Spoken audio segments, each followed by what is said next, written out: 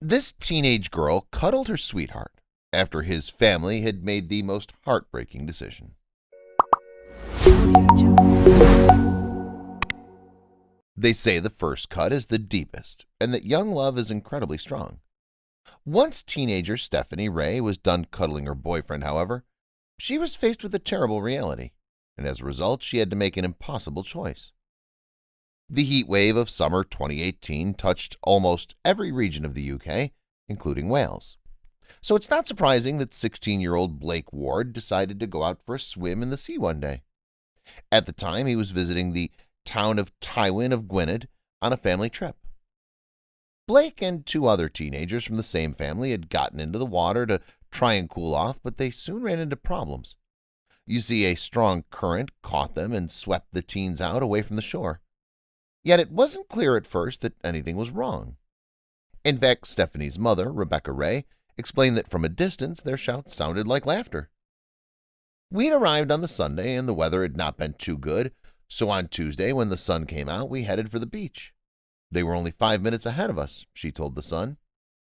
When we got to the beach, I could hear them shouting, and at first I thought it was screams of laughter, Rebecca explained. Then I said to my sister, "Are they in trouble?"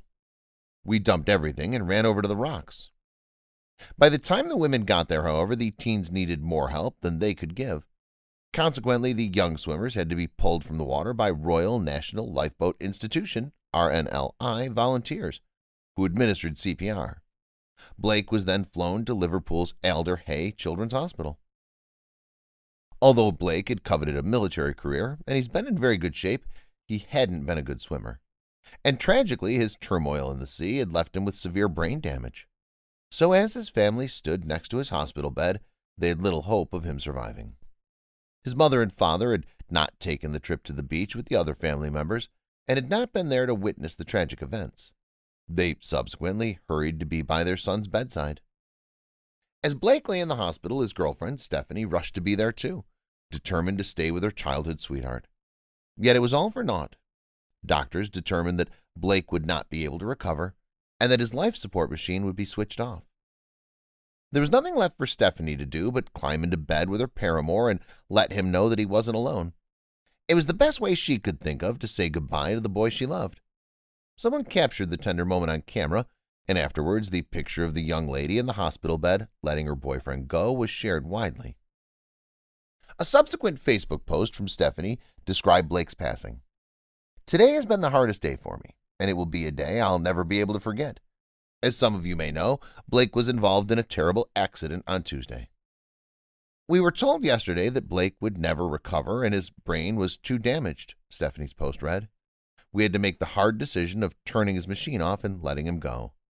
But just know Blake wasn't in any pain as he passed away with his family around him." As Blake passed away, tributes were made to remember this young man. Several people left flowers outside the school he attended in his hometown of Dudley. Many people wrote notes and attached them alongside. They included Stephanie, whose note was photographed and appeared online.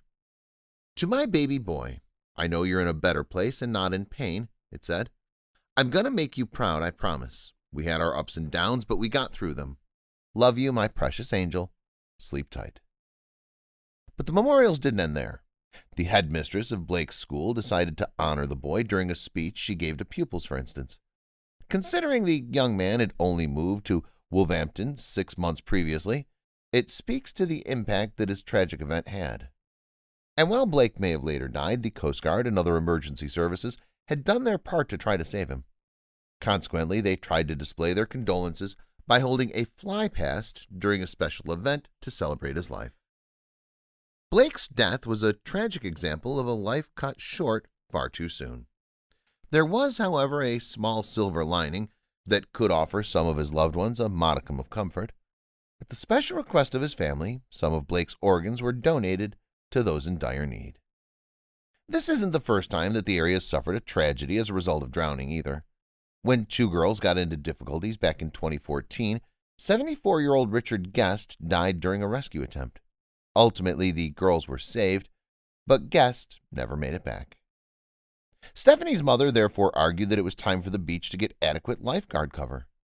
"We can hope that lessons can be learnt from this," she told Cambrian News. We hope it will help to get the proper people onto the beach so this will never ever happen again. That being said, it doesn't look likely that the beach will be monitored more closely. The local council insists, in fact, that the funding isn't available to bring RNLI lifeguards to the beach in question.